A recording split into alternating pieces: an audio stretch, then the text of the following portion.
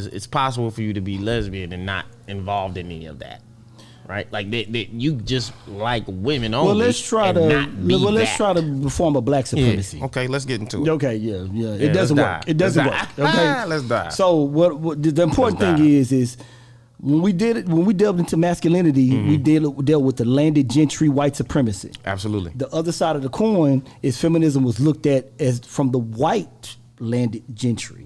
Yep. Women. Yep. From their perspective, for sure. I want to in their pursuit of land ownership. I want to make this announcement that feminism started with elite white women.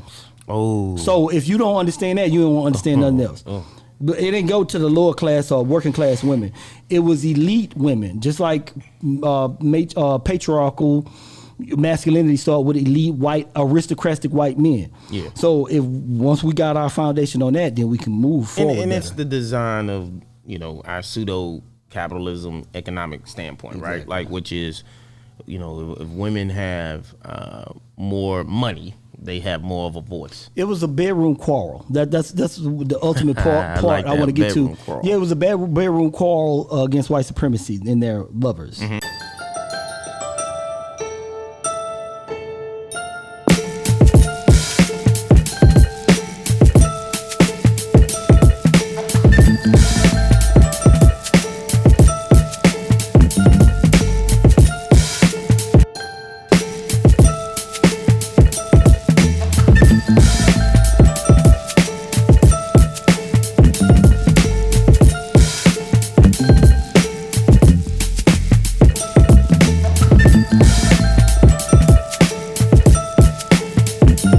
Ladies and gentlemen, welcome to The Safe House, a podcast based on exploring masculinity from various perspectives.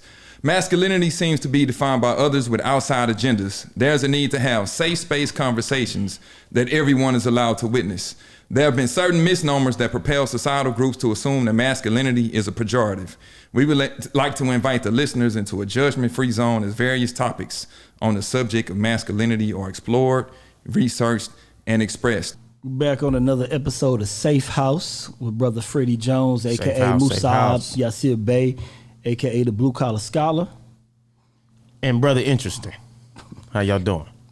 We back up in here, brother. Yeah, for sure. Now, I want to set the tone because we got to set the tone because we want to get a lot of feedback. A lot of tone. But I want them to know what we're dedicated to. For sure. So we're going to drill this home and keep drilling it home. The reason why we're doing this is to underscore the colluding forces of black males, incest, and oppression, highlight the metastasizing effects of white supremacy and its astringent nature of anti-black male misandry in America, to implore black men to liaise politically, economically, and socially with each other as a duty to black boys and create a countervailing force against the suppression and oppression here in America and abroad. Now, in this space, I'm a black masculinist. That means that I'm advocating for the rights and the needs of black male. Now, the reason I'm doing this is because of the biblical pericope, Matthew 25-40. It says, whatsoever you do to the least of your brothers and sisters, you do unto me. And since we're the bottom caste of the bottom casted black men, this serves as the dialectic of my interest. Absolutely. So, and that's super important. I would say my position here is right to not only give historical context, but also to bridge the gap on how it relates to today. And it's important for people to be able to connect those strings, but the foundation is super important. We got to keep getting back to the now. The reason why we keep dipping back in time, because we got to show people what creates the texture of now, right? Absolutely. So the first couple of episodes we dealt with masculinity, the etymology of masculinity. Absolutely. Because we had to get a working knowledge of what masculinity is in the West. The second episode we went through white patriarchal, white supremacy, landed gentry masculinity, because that's what masculinity comes from. Right. The idea in the West of masculinity and patriarchy comes from white supremacist landowners. And don't forget that we also tapped into the beginnings of the term black, or not black, but male toxicity and the original origins of that, right? And its Eurocentric composition of where the Australian trans woman decided to do a study and label the northern hemisphere as toxicity. And so what we're trying to explain, or at least get further depths there, the words that you're using has an origin, and it's very important. And I'm gonna be full throated. I love Ray O'Connell's work, but that's a man. But he transitioned into a woman, and I have a problem with gender. But we'll get back there. Yeah, for sure. The point I'm trying cool to make, with calling her her, but for sure. Yeah. Because if it's, I like to call shit what it is. You know what I'm saying? Okay. Campaign donations, legalized bribery. I like to call it what it is. Yeah, a duck can wear a hat though, and sometimes be called something else. So we did masculinity, etymology, Western. Then we went back to the hub of, the incipient beginnings of feminism. Yes. With the law of covenanture. How law of covenanture worked across from the 1100 to like the 1800s. Across the pond. And it was a bedroom argument with white scoundrels. I like to call them scoundrels because I studied the medieval. And it works for women, and when it didn't work for women, they pushed back. And it's important for people to understand politically, like how connected the history of America is to Eurocentrism. Because and we all seem to adopt that, right? We adopt that when it comes to race, but we seem to not adopt that when it comes live all the way live. I bet you never knew that Houston. We in the house. So where we from? Houston. This is Flash Gordon Parks. You're listening to Soul One. PeaceOfMind.com.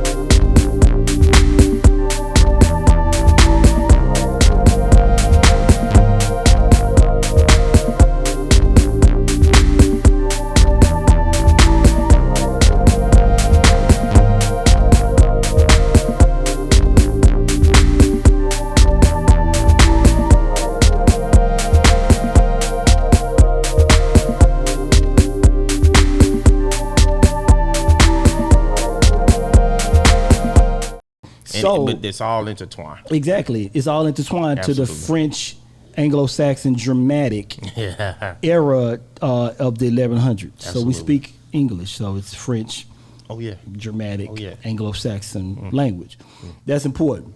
Now we're going to go to feminism and the waves of feminism.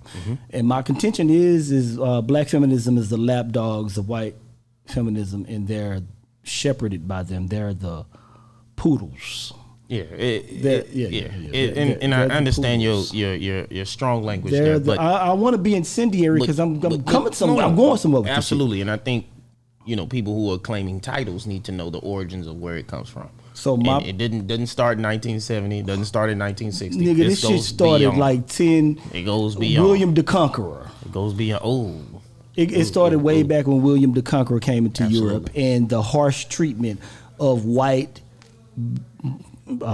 By these white scoundrels, and they're both scoundrels. Yeah, and it's important because there's a test tube that's happening in Europe where they're trying different systems of control and how it works, and we are also, victims of what that looks like, of how they fine tune, twist screws, and eventually arrive at what we know as America.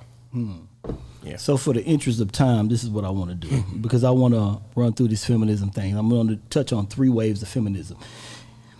I'm doing this because I need black feminists and people who spout black feminist terms like I'm an independent woman. You got to have a job, just to, you know what I'm saying? All that TLC. 80s shit. Yeah, all sure. that, I don't want no scrubs. Can you pay my bills? All this shit comes from somewhere. Yeah, you know, because I don't like to does. argue in the abstract. Absolutely. I like to dig back. So the problem that I have with feminism is it has this totalitarian mentality that stopped the free-minded pursuit of truth. Now we're digging into academia. Feminists are interested in political conformity. Now, with the political conformity, they do it through orthodoxy, and it kills the precedent of intellectual methods. I hate it because if you're not down with what they're doing, then they just cancel you. Which Absolutely. we're gonna go to the 4th wave is cancel culture, but we're gonna deal with these 3 waves. Absolutely. So I'm gonna be real with you. Yeah. I did a lot of reading, and I immersed myself in this shit. You read? But I do I ain't know a you little read. bit. a little Okay. bit. But You out here reading. this particular segment is going to go off of Jamie Pond, the University of Kentucky professor. She had a Skype about 3 waves of feminism. Platform. I want to give you the G mix. Okay. So I'm gonna tell you what she says. Yeah. But it's always revisionist history. Oh, always. Power So- of the pen. Feminism comes out of the gender studies of women, and they're teaching this in academia. Yep. And I want to deal with the generative principles of feminist theory, feminist philosophy, and the epistemology. Dive of on in feminism. there. Dive on in there. Now, I want to be fair that we're talking about feminism, but we're talking about I want to delineate between feminism. Now, we got the source that we dealt with Laura Coventry, but there are 4 types of feminism. They all come from one well. Because if you want to know the source of a river, you got to Tree follow it branches. upstream. Tree branches. Yeah, absolutely. You got socialistic feminism, Okay. Which and that ties deal in some with economics. Yeah, for sure. extreme Marxism. Yeah.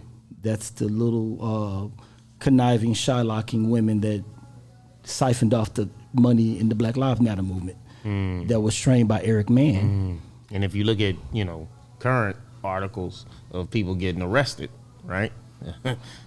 it's definitely on apropos. So socialistic feminism comes out of a Marxist theory, and they practice extreme Marxism. So that's one form of feminism. You have liberal feminism, Betty Friedan, white bitches arguing about market shit. They want to be inside of the market.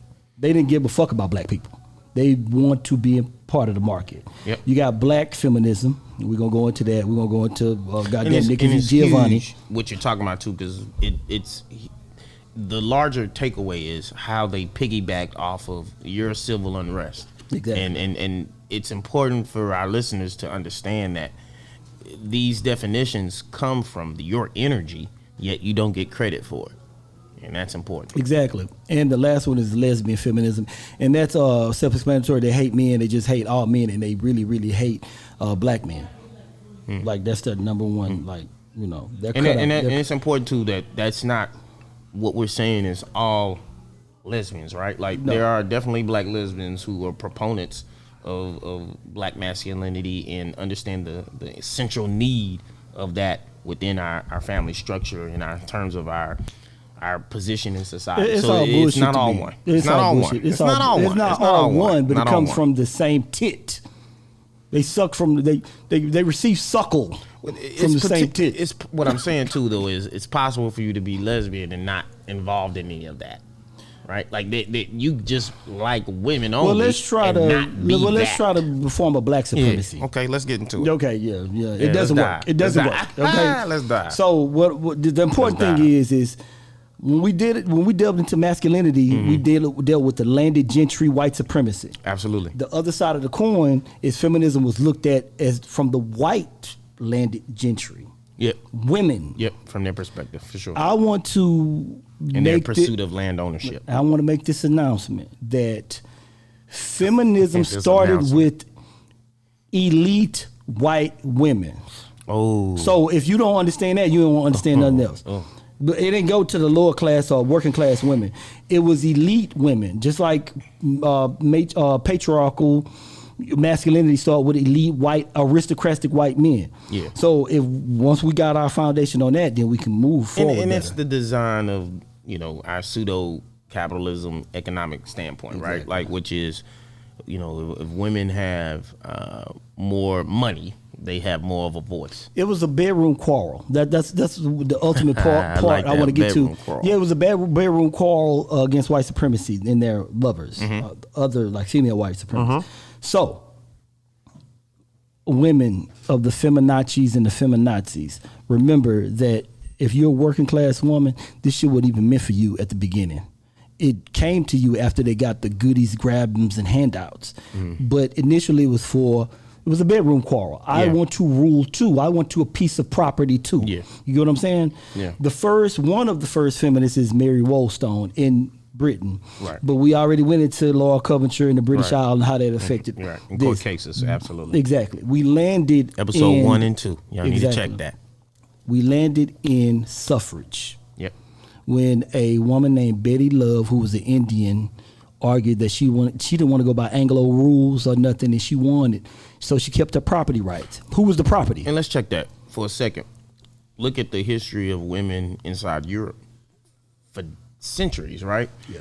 They don't get this leapfrog into position of power or land ownership ideals until black people are introduced into their society. Exactly. And that's huge. Exactly. That's huge. So- Because why couldn't they have done that without us? Exactly. However, when we're introduced, all of these other possibilities are for sure. It's a reality now. Yeah, it's for sure. possible. For sure. So, the first case to break the back of Law of Coventry was a Indian woman arguing that I want to keep my slave and I don't go by Anglo rules. She won, and the white bitches got mad at that. They end up arguing and remonstrating against that to keep their slaves, which was black people. That's how suffrage started. So I want to go into something right now. Elizabeth Cady Stanton is the woman who started Seneca Falls in 1848. Yeah. This is 10 years after that case with the Indian lady. We into suffrage now. Yeah, The intro of white feminism. absolutely. Evolution. Exactly. And if I'm not going to belabor this time, but I just want you to Google Katie Elizabeth Stanton racism and listen to what she says to make her point, to argue, to be able to vote, and what she says about the deplorable things she says about black men. And I think it's super important too, right? Like, there was an argument of our humanity that led to 1865 leads to, you know, our freedom. Literally, we were making the case of our humanity, and yet, literally a day later, we're brutes and savages. In order to bolster the argument that, you know, white women deserve certain amount of rights, which they could not do until you have a boogeyman. Yeah, boogeyman is important. You gotta have a boogeyman. Niggers. Live all the way live, I bet you never knew the Houston. We in the house. So where we from? Houston. This is Flash Gordon Parks. You're listening to Soul One. PeaceOfMind.com.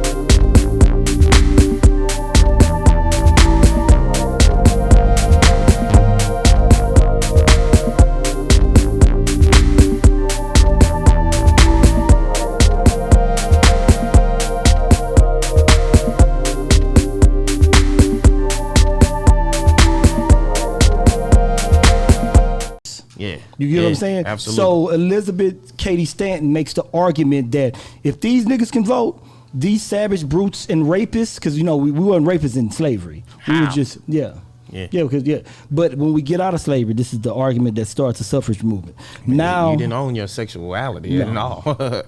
Absolutely. Feminism becomes tangible in 1850, and it actually gets coined in 1895. 1895. Then you would get women being able to vote 1919. But I want to say this. Everything that the upper middle class and elite women were trying to knock, they had this thing called the angel in the house. They didn't want to be submissive, suppressed.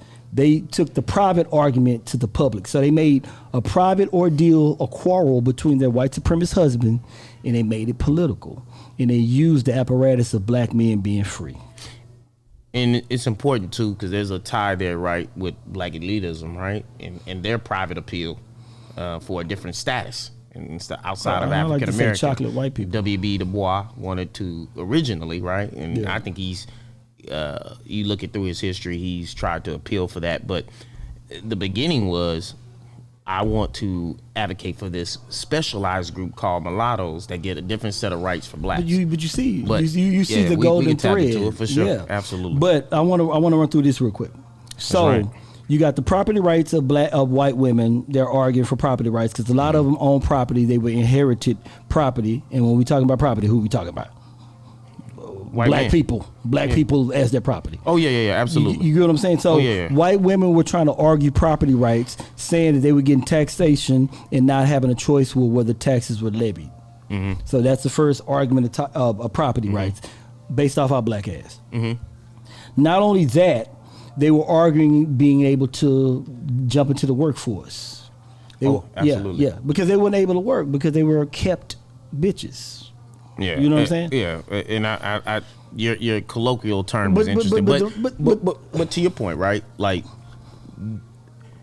it's an appeal to their humanity, and that appeal came from labeling another group of people as savages. Exactly. To levitate, to elevate their position. But they were appealing for humanity while taking other people's humanity. Oh, absolutely. The irony of that. Boy. You know what I'm saying? Deep. The audacity. It's deep. You know what I'm saying? It's no different than the slave masters themselves. Exactly. So they're arguing for humanity and say that how we're treated like slaves. Like you're a nobody, but we're going to make the case to argue our rights based on your black These ass. Savages, right. Not off of the mistreatment from white men. It was literally, this is what's left. We're better than that. So it's almost like an acceptance of scraps. What I'm urging black men to do is to listen to this conversation, to be able to understand that our enemies are everywhere. And when you listen to the arguments they were making, for the black women that got ears to hear and eyes to see, I'm really giving you some game to really help us out. But my appeal is to black men because it's too delicious for black women not to, because nobody want to lose power. They got a lot of power right now. Absolutely. You know what I'm saying? But if for the women that can hear, listen to how they made their arguments and how they used you. And even when Elizabeth Stanton used her argument, she said, well, we rather for black women to vote before these black Sabbath. We rather for black women to be married to a white slave master than to be married to a black brute. Yeah, and that psychology is deep, right? Like, we're talking about a time where black women were doing most of the caretaking for white children. I want to go into slave children, etc. So that marriage for them makes a lot of sense. But does it make sense for you? No. But what I want to tell black feminists who are the poodles and the lap dogs of white women, because you are the poodles and lap dogs and the in the most brute sense, absolutely. Yeah, but you're a ranch hand. You're a ranch hand. But they know that. You know what I'm saying? Like at deep down, when whoever studies the history would know that. Yeah. A lot of the black feminists only parachute into the 60s and the 70s. Yeah, absolutely. But I'm going to give you some game. You are the lap dogs. And what we're saying is less harsh, right, than what Elizabeth Cady Stanton, if you listen to what she was saying, did to us. Absolutely. Man. So these are very kind words. Exactly. But I want to run down real quick what they teach in gender studies. So the gains of the first wave was voting rights, which was suffrage, college admission, to open the doors to certain professions, to institute secondary education, federal and national exams they could take. All this shit that they were arguing against white boys. White men are the most scummiest people on the earth, and white women are surreptitious, furtive. But I want you to see the inception of the people who we were enslaved to, which were Northern Brits, which were the most brutes, untutored, unread people, the savages. Quick to fight, quick to. If you ever read how the North whites describe the Southern whites, it sounds how they describe black people before we were free. Absolutely. That's the irony. But the reason they didn't do that, right, is because we weren't people to them. Exactly. For sure. So that's the first wave. Oh, reproductive rights too. They want child custody rights because at one point white men got the child in the divorce. Yeah. That was fairly recent that they get children in divorce. And it was purely economical, right? Like you had your lineage through the males, and you had land ownership through the women, for sure. Through the womb. Through the daughters. Exactly. Yeah, absolutely. So the second wave of feminism, these are the gains. Social and political rights. Changes happen in the workplace, college, and you know what I'm saying, the how they were treated. They shoehorn their issues into the civil rights movement. This is where I really want to go. Right. How they piggyback. How they siphoned off the shit that was for us. One time for gas prices going up. Exactly. They siphoned off the rights for us by getting Title VII and Title IX. Yep. And when they entered in sex and race, it changed the whole complexion of affirmative action. 60s, Title VII, 72. Division. Exactly. And Title IX, of the Civil Rights Act. So the game that they've always played was to use black women as a breeding ground for opportunists. You know what I'm saying? No, like they were always fertile sure. to be used because they wanted the white woman caste system status. Absolutely. They always, you know what I'm saying? Because I'm going to say this. Yeah. And I mean, anything that elevates a group of people beyond their condition as they're born into it is appealing. It's idealistic. Exactly. Absolutely. It's systemic, but I want to call it what it is. Because, and we're going to get into the systemic shit later on. But yeah, what I want to say what it is now. And I'm going to say something that's real brusque and acerbic, but black women were sent to this country to be white men concubines. And they still are. Yeah. And they're the tertiary. They fight to be they don't fight to end white supremacy. They fight to be snug as a bug in a rug. The tertiary to be donated to. So you got white boys, you got white women, and you got black women. And I think it's important too, right? Like when you're discussing these things in terms of incentives, there's a huge incentive, right, to be tied to the closest ring of power. And it makes sense. In the ring of power in these colonial times is definitely the white man. And they understood the colonial. You got to be as close to it as possible. They understood the colonial. And it makes sense. But they understood the colonial imperative. So they understand empire and how to be close to power. So my argument is black women never wanted to fight against white supremacy as a whole. We had people in Haiti. I'm not saying every woman. I'm saying for the most part, what we're dealing with now is they're tying up our argument by wanting to be snug as a bug in a rug to white women and white men. And I describe it a little different. I consider it a backroom deal. No different than how people might think of black elitists. I like that. Black bourgeoisie. Yeah. It's a backroom deal to try and secure your position and your place within a societal hierarchy. Yeah. Live all the way live. I bet you never knew that Houston. We in the house. So where we from? Houston. This is Flash Gordon Parks. You're listening to Soul One. PeaceOfMind.com.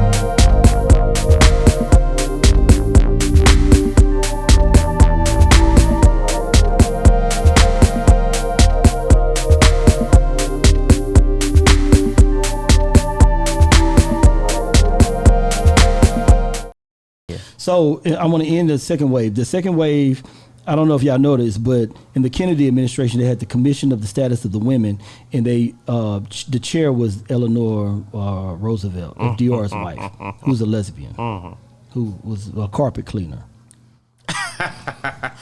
No. Listen.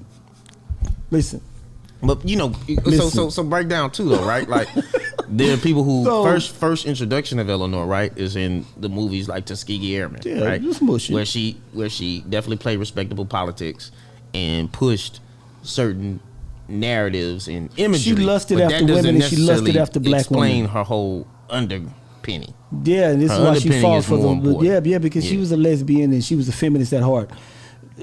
So she's the chair in the Kennedy administration. Now, third wave feminism is where we at now, intersectionality. They want to check off boxes. So I got into an argument with a woman who says, well, we got it hard. This is a black woman. We got it harder than y'all because guess what? I'm black and I'm a lesbian and I'm a woman, which is no empirical data. And I think... But what I'm saying, this is where we at now. Yeah, and I think for them or any group of people, right, difference is sometimes labeled harder. And that's two different words. Yeah. Different does not mean more difficult. It just means a different type of front. The play that I'm saying is they're using all of this shit to siphon off what we were owed. But listen, we talked about Reconstruction on Gentleman's History Hour. And we talked about Sherman's Field Order and him talking to the 124 black men to negotiate what we wanted if y'all win. There was no black woman there because we fought. Negotiating to win sounds like some Biden strategy, but I'm listening. Yeah. But they say that if you win, what do you want? We want land. What I'm saying is they were never there for that. Yeah. You know what I'm saying? Because men war against men. What I'm saying is intersectionality politics that Jussie Smollett tried to play with his kerfuffle, with his malarkey, with his, you know what I'm saying? Yeah. With his, he's a bozo. Attacked. He's a bozo, but we could do a whole show on his play. Yeah. And he got ousted by Nigerian immigrants. And not only that, I mean, he ruined two Nigerian immigrants' careers. Yeah. And that's forgotten. I mean. But they were in on it.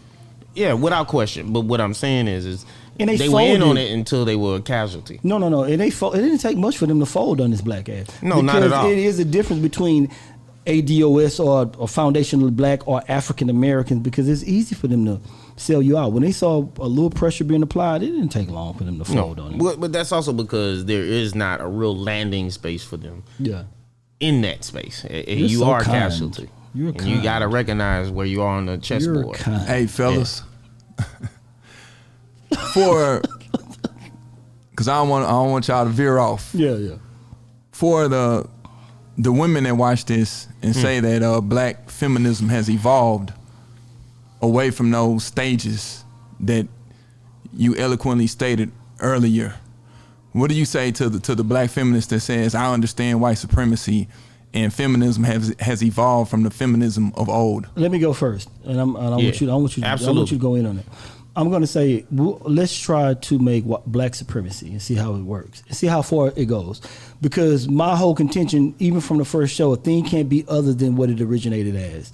Now, you got a caterpillar that turns into a butterfly, but that was its intended purpose. What I'm saying is when you're a feminist and when you start off with a goal, when you hit that goal, it's like the 48 laws of power. Never shoot past your target because now you're becoming draconian. So you can claim feminism, but it ain't gonna work for you in the end because it wasn't meant for you. It had a certain DNA already. So now what we're gonna get into in the fourth wave, and this is my prediction on the fourth wave, you're gonna have transgenders going against cisgendered women to say we are biologically women. And this is already being argued in the academia by academics. We are born women. And they're saying that we got the same rights as you. What I'm saying is it goes back to what you said one day. And try to recall the thing that you made me laugh about. You said that how is this going to end? Mm-hmm. You said that these bitches need to throw a Molotov cocktail. I don't think I said these bitches, but I'm listening. That's what I heard. Yeah. Well, maybe you said women, but sure. I hear something. But what I'm saying is once they start quarreling, this shows you that what do you say to a woman that blah, blah, blah, blah, blah. it's always gonna fold in on itself because it didn't start off. It started off as an upper class elite movement. So for me, right, it gets back down to practicality. Are they not in the room when decisions are made? You look around, aren't they there? So if they're there, do you have true autonomy? Where is it?